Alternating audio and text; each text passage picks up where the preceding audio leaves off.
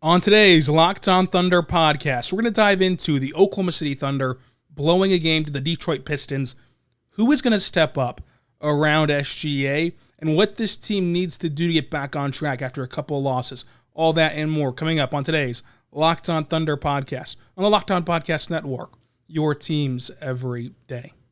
You are Locked On Thunder, your daily Oklahoma City Thunder podcast. Part of the Locked On Podcast Network, your team every day.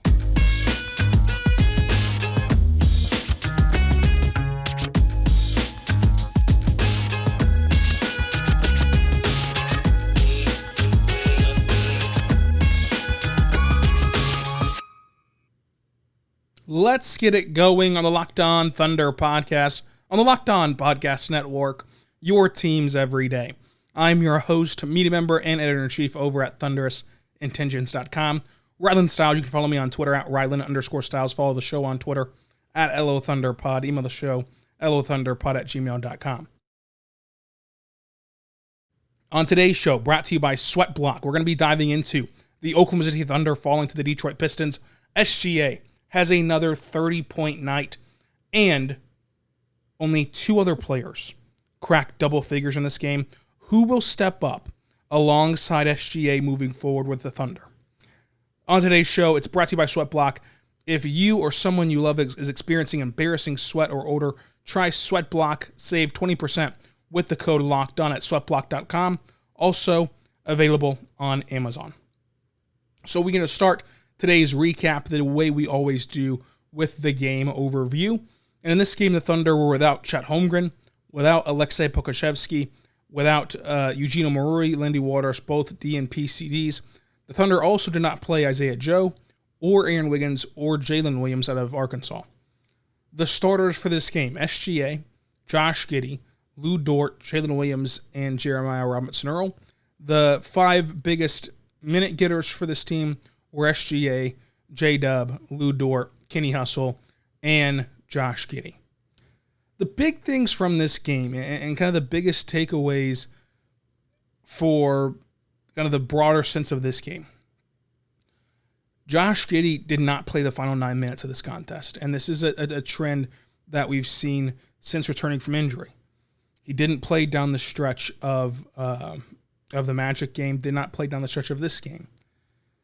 Or should say, did not start the second half of the Magic game, obviously. And I wonder kind of what the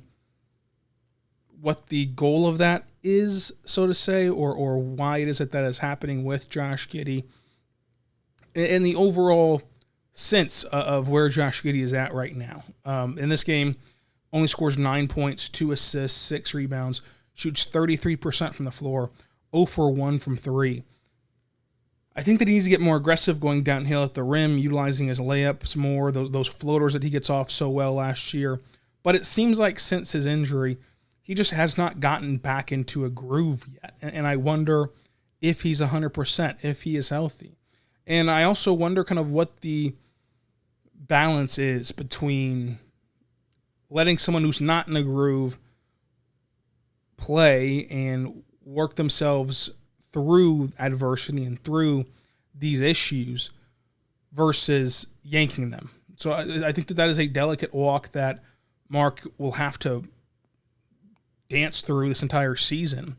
But him being benched and not playing again since about the 9-minute mark, the final 9 minutes of this game, I think were interesting to follow through. I also think that Aaron Wiggins was not playing in this game. That was interesting. I think this game could have used Aaron Wiggins. I think that the Thunder needed a spark in this game, and Wiggins could provide that defensively. And also, Wiggins has shown an ability to score a basketball as a cutter, as a shooter, and just as another guy to try out whenever your offense fell apart in the second half. So I wonder if that was a planned day off for Wiggins. The game that neither Muscala or Kenny Hustle played against the Magic last week, Mark said the next day that was a kind of a planned day off going into it, where they knew that no matter what happened in the game, that those two guys weren't going to play. I wonder if it's the same sort of thing here with Wiggins not playing. But I think that Wiggins not playing and Josh Giddey not playing the final 9 minutes, I think was very interesting in the sense of how the Thunder managed this game. But the big question today has to be who? Who will step up around SGA? Only 2 other players cracked double figures. They both had 11, Mike Muscala and Kenny Hustle. That's not going to win many games, and that's not, of course, what you want to see this young team. No matter what your opinion of this season is. If your opinion of the season is they should try to win games as much as they can, they should try their hardest, or if your opinion is that it's better to lose games and increase your lottery odds, no matter what the case is, you want to see them play better than this. You want to see them perform better than this individually beyond SGA. And so who is it going to be? Who is it going to be to step up? Could it be Josh Giddey getting back into a groove after his injury, kind of getting back into form in the coming days? Could it be Trey Mann stepping up? Lou Dort has to figure it out. So no matter what you view this season as and this game as, the Thunder blowing a 16-point lead to the Pistons is not great. It's a learning experience for the organization and for the team. It's frustrating that they lost this game, but of course they can learn and they can grow from this. The Thunder shot 30% from 3. They shot 40% from the floor, but shot 64% from the free throw line on just 17 attempts. The Pistons shot 41% from the floor. The Pistons also shot 27% from 3, and they shot 75% from the free throw line. The big difference here is the Pistons had 33 free throw attempts, and the Thunder had 17. There's a huge difference. The Pistons' biggest lead was 9 points, and the Pistons also won the rebounding battle 58-46. The glass has been an issue for OKC in these recent games. And I think that you're seeing some of that fall on Pokusevski being out because he's not there to get rebounds himself or there to tip out rebounds to other guys and to make his presence felt that way. So I think that it'll be interesting to see this team whenever Pokusevski gets back and he's healthy again, whether that's Wednesday or not. I don't know when he'll be back, but whenever that day comes, it'll be interesting to see how this team kind of looks, balancing these two different spectrums that we've seen over the course of these last 2 weeks. But the rebounding battle, you lost 58-46 in OKC. Here's another big tipping point. So we mentioned the free throws. That's one big tipping point that tips this game in the favor of the Pistons.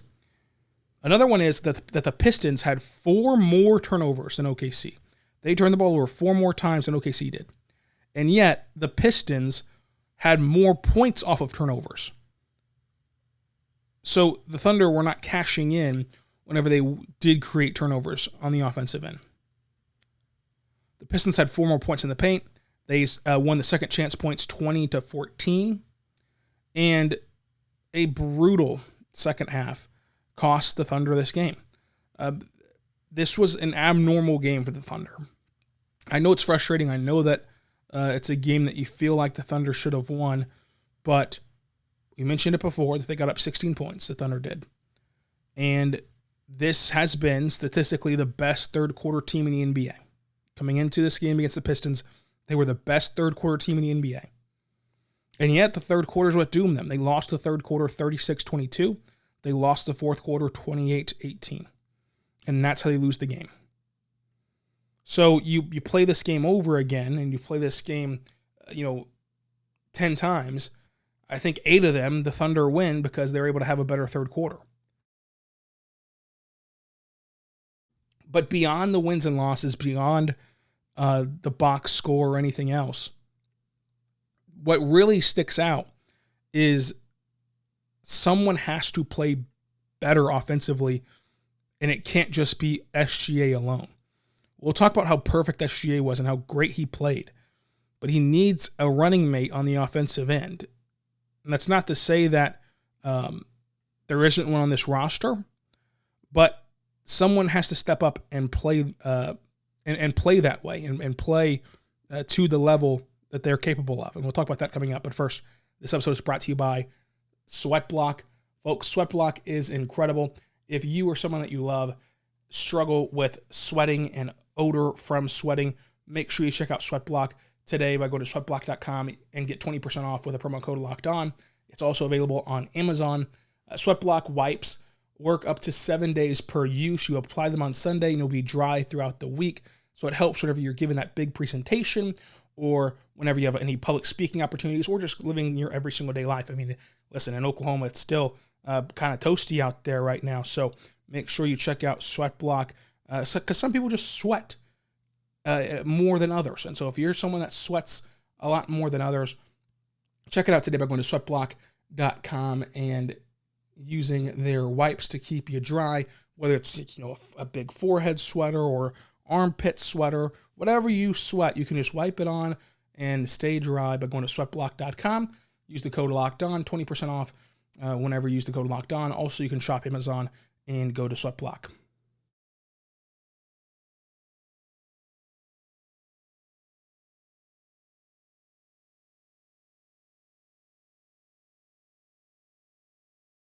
We are back on the Locked On Thunder podcast, on the Locked On Podcast Network, your teams every day. I am your host, Rylan Stiles. You can follow us on Twitter at Rylan_Stiles. Follow the show on Twitter at LOThunderPod. Email the show, LOThunderPod@gmail.com. On today's show, brought to you by SweatBlock. We're diving into this game against the Pistons. Thank you so much for making us your first listen every single morning, every single day. We're here for you talking Thunder basketball. For your next listen, check out the Locked On Sports Today podcast for the biggest stories around sports in 30 minutes or less, going beyond the box score and behind the scenes. Locked On Sports Today. So SGA plays incredible again. 38 minutes for him. He scores 33 points in those 38 minutes. 7 rebounds, 4 assists, a steal, 4 blocks, and just 1 turnover. SGA shot 7 for 7 from the free throw line. Did not attempt a single 3 in this game, and shot 56% from the floor. But the Thunder just could not survive the non-SGA minutes. And SGA is still making these great plays of trusting his teammates and getting them the ball whenever they're open.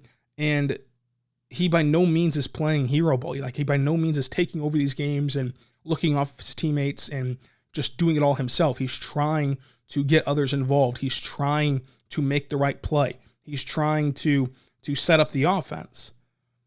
But no one is rewarding him for that. Eventually, somebody has to. This is another near-perfect game.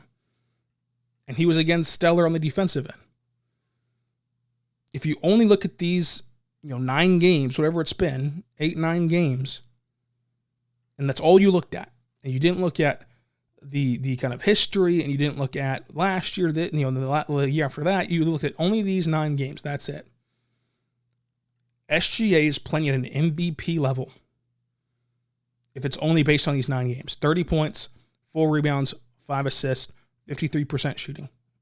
It's really 53.9, so 54% shooting from the floor. He is playing like an MVP. And while doing that, he should have even more assists per game because he's making the right reads, he's making the right calls, and his teammates just aren't there to help him. And so it's an exciting time to watch SGA play because he is playing so well and because you can see the potential, right? You can see that he's a good decision maker. You can see that he's a good passer and playmaker. You can see that as this roster gets more and more developed and also gets more and more fleshed out, that eventually those drive and kicks will net more success in the future, just from internal development and also from other acquisitions. But in the moment, today, of course, it's frustrating to see the Thunder play a game in which only 3 players scored in double figures, and one of them scored 33, and then 2 more dropped 11. But SGA is nearly having a perfect season. I don't think that there's a single thing you could gripe about with SGA's year. I mean, maybe the fact that he's only taking 2 3-pointers a game and shooting 30% from 3, but even that, like he's finding ways to be efficient and work around the 3-point shot. So it's been awesome to see, and really, you can make the argument that he's being too unselfish in this season. But I still think that is creating and cultivating winning habits that will eventually pay dividends more so than just being a straight-up ISO hero ball guy during this portion of the team growing experience. Mike Muscala, one of the 3 double-digit guys, he was great. 3 for 7 from 3, 4 for 8 from the floor, 4 rebounds, 11 points. He had a block.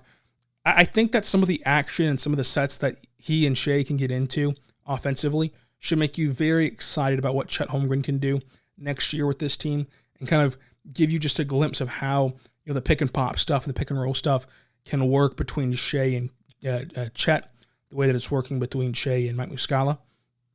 Muscala could only play 14 minutes in this game. Kenny Hustle played 26 minutes in this game and dropped 11 points, and he just did everything. He lived up to his nickname. Kenny Hustle was able to drop 11 points, and he shot 1 for 3 from 3, 62% from the floor, 8 rebounds, 4 assists, a steal. Just had the best game of his season so far, I think. I think that this is the best game so far of this season for Kenny Hustle. Lu Dort, though, continued to struggle. And I still don't want to go too far with Lu Dort. I think that this is still early. It's still a small sample size. But I think that with Lu Dort, it's interesting to see how a year ago at this time, he was a fan favorite. He could do no wrong. He was just lofted by the fan base. And now the fan base seems very, very out on Lu Dort. Now, look, if he rattles off 9 straight good games here in the next 12 games or so, then that perception will change, and that's where fans, by nature are more game to game than just big picture. So I don't want to be too far out on Lu Dort, but look, it's not good right now. And in this game, he shoots 20% from the floor, 1 for 6 from 3, 5 rebounds, 2 assists, 2 steals, a block, 7 points, playing 25 minutes. My biggest thing with Lu Dort, and the only thing that I really don't like about his game so far, I think that some of the 3-point shot stuff is obviously not where he wants it to be, or where the Thunder want it to be. But the only part of his game that I think is bad right now, other than just the ball rimming out of the rim and not going down, is the 3-point shots with like 20 seconds left on the shot clock. Shooting the ball for Lu Dort early in the shot clock, to me, is not a great thing. Like, that is frustrating. That is something that he should correct. Like, the Thunder should be working more into the offense than having Lu Dort shoot a 3 with 20 seconds left on the shot clock. Other than that, though, it's tough to say what you would want him to change, because he has gotten better as a rim decision maker. Sure, still makes some mistakes on the drives, but overall, he's gotten better as a decision maker when driving to the rim. Able to make better passes off of his drives, find his teammates cutting backdoor with him. Like, he's done everything well, and the 3-point shot's just not falling right now. And as Mark pointed out, I mean, it's terrible right now, right? I mean, he's not shooting the ball good at all. But if a couple of these shots fell and his percentage went from 19% from 3, and if a couple of them fell and they went up to 30% from 3, it'd be a totally different story of how we're kind of viewing his season. But I just get the only thing that really frustrates me about his season so far, again, is just shooting it early on in the shot clock. And I don't know what the deal is with Lu Dort's shot. I don't think that it's this bad, though. Like, I don't know what needs to change, or if it's just simply a blistering cold streak. But when you look at Lu Dort's jumper, it's never been this bad. It's been bad before, but never this bad. And it's not even good in the corner, which is an area in which he's typically shot really good from. Like, typically in his career, Lu Dort shoots like 44% from the corner. And this year, even the corner three's not falling. So I'm not sure what he needs to do to get it falling and get it right. But clearly, this just is not working right now for Lu Dort offensively. Still playing good defense, still playing well on that end of the floor, as we know that he can as an on-ball defender. But almost nothing else is going his way. So we'll see how he continues to fight through that adversity and eventually break through. And the disheartening part so far has been there's been little moments here and there where it feels like, okay, that's going to be the shot. That's going to be the moment that gets him out of this funk. That's going to be the turning point. And the turning point just has not came yet. And so I'm interested to see kind of what his season looks like the rest of the way. Coming up, though, we'll talk more about this game, including talking about Darius Bazley. But first, I want to tell you right now about our good friends over at BetOnline, folks. BetOnline is the best place for you to bet on sports. Go there right now to their sportbook, betonline.net. And you can bet on everything. Football, both pro and college. Basketball, both pro and college. Hockey, golf, MMA, boxing, UFC, even baseball. If you want to bet on future odds for baseball, like where Aaron Judge will sign in the free agency period. But sticking to basketball, the odds are out for tomorrow's game against the Bucks. The Thunder are 7-point underdogs at home against the Milwaukee Bucks. You can bet on that right now. And you can also bet on who you think the next fired head coach will be in the NBA by going to betonline.net right now. For the latest odds, news, and scores, go right now to betonline.net, and you can have yourself a look at some of the best odds, sports, and lines than ever before. BetOnline is where the game starts.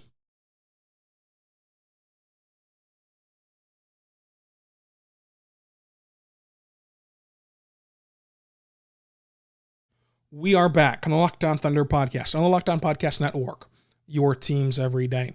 I am your host, Rylan Stiles. You can follow me on Twitter at Rylan_Stiles. Follow the show on Twitter at LOThunderPod. And also, thank you so much for making us your first listen. Every single morning, every single day, we're here for you talking Thunder basketball. For your next listen, check out the Locked On Sports Today podcast.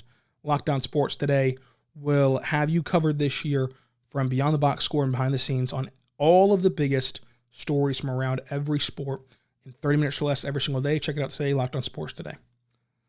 So, Trey Mann, interesting game from him. Three for 6 from 3, and it was a really hot start. I think he nailed his first 2 threes that he took. But 0 for 4 inside the arc, only 9 points, 5 rebounds, 3 assists, a steal, and 3 turnovers. He is supposed to be your offensive force whenever SGA is not on the floor, and I really want to see him get going offensively. I also think that Jalen Williams out of Santa Clara needs more touches offensively. 3 for 6 in this game, 6 points over the course of 30 minutes. Over the course of 30 minutes, he only got 6 attempts shooting and 2 assists offensively. I think he needs to be more involved in the offense because he can do so many things. As a playmaker, as we saw in the preseason, as a cutter, as a shooter, I think that he can do so much that he needs to be more involved offensively. But J-Dub also got a block and 2 rebounds. And then we're going to finish this with talking about Darius Bazley. Bazley in this game played 19 minutes, had 2 blocks, 3 steals, 3 assists, 4 rebounds, and 8 points. I think that Bazley actually played well in this game. I think that what happened, though, and what the downside was for Bazley is when things started to go south in the third quarter, and we're talking about how the Thunder needed somebody to step up on the offensive end besides Shai. It felt like Bazley took a lot of that upon himself. And that's where he started to play a little bit outside of himself on the offensive end. He was taking those spinning, just awkward mid-range jumpers, trying to just do way too much. And for some reason, he thought that he could bully Isaiah Stewart in this game. For some reason, he liked that matchup for himself. That was the only negative part of his game. He made a huge impact defensively. He made a really nice impact in the flow of the offense until he started to try to look for his shot more and try to kind of will the offense back on his own. That's just not who he is. That's not the type of player he is, in my opinion. So whenever he starts to do those things, it looks bad, and then you have that large portion of the fan base who's already kind of put their stamp on him not being a good player kind of come out of the woodwork. So it was a tough game for him in that sense of trying to do too much down the stretch of this game. But overall, I thought he played well. The bet of the day was OKC minus 2.5, and that was another loss for OKC against the spread. MVP of this game, of course, was SGA. But Mike Muscala deserves credit for as good as he's played as well.